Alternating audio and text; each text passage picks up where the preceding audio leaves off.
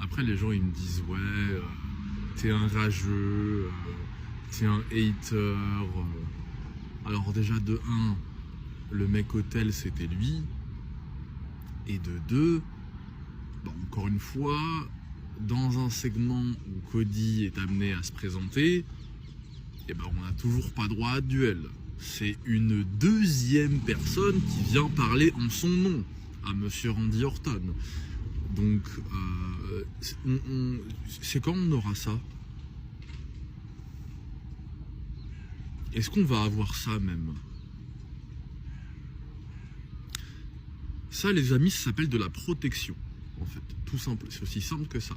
Quand un performeur est présent dans un stage très prestigieux, très exigeant en termes de travail de promotion de combat, mais qu'il n'en a pas le bagage pour vraiment assumer ce genre de prestations-là, soit on prive son opposant, et donc là Cody Rhodes, de performer, donc de promouvoir, de parler et surtout d'y aller fort, car ça va abîmer l'image du coup de celui qui est en face et donc de Orton qui ne peut pas suivre.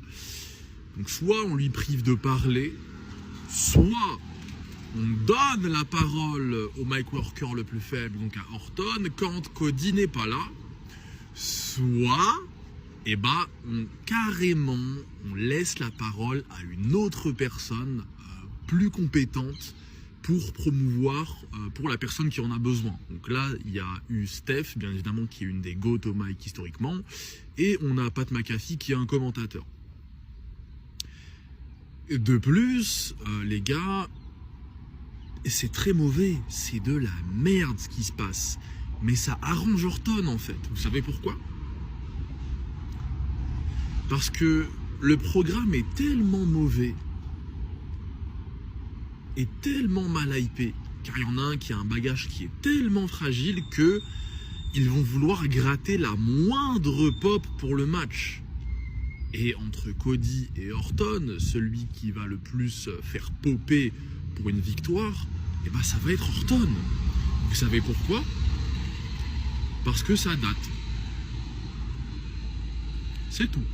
C'est aussi simple que ça. Parce que c'est un ancien.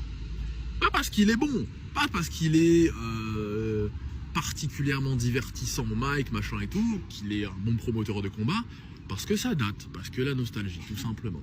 Mais